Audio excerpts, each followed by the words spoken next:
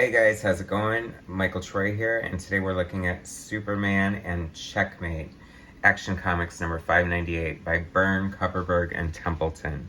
This is so weird. So Action Comics mostly had John Byrne's run anyway, was the team-up book, and I feel like Checkmate is in here because it was like a new thing at DC, and they were probably trying to promote that.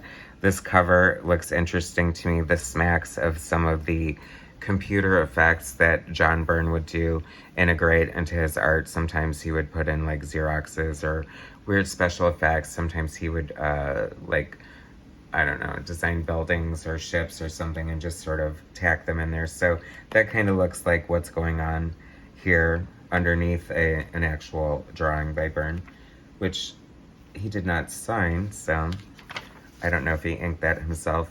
Which brings me to the fact that this is inked by Templeton, who is really known for, doing sort of the animated versions of the characters, like whenever there's a, Batman animated series or Justice League or something like that. His name is attached a lot because he has that great animated style.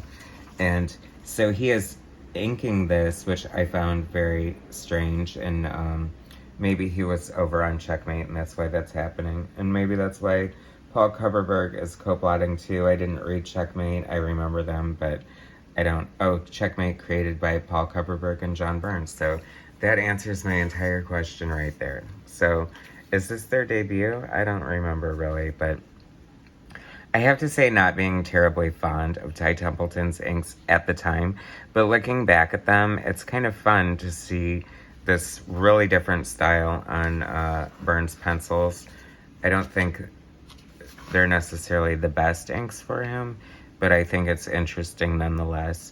And we're getting like super close to the end of Byrne's run on Action Comics, 2 issues away with number 600, so I'm curious. See, he did a lot of stuff in the 2 odd years that he was at DC, like all these mini-series and like just 2 monthly titles. I mean, there's a lot going on.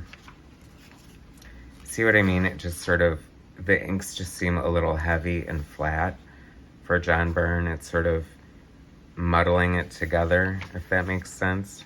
I like a more crisp, defined look. Like the line weight is definitely too thick without enough variation, which is a huge problem I have in my own inks, so it's easy for me to recognize in someone else's. You have to create different line weights of varying thickness to create depth in a 2D drawing to make it look a little more 3D. Sometimes the style works, sometimes it doesn't. I don't know. But, I mean, like I said, this isn't ruining it for me, but not my favorite.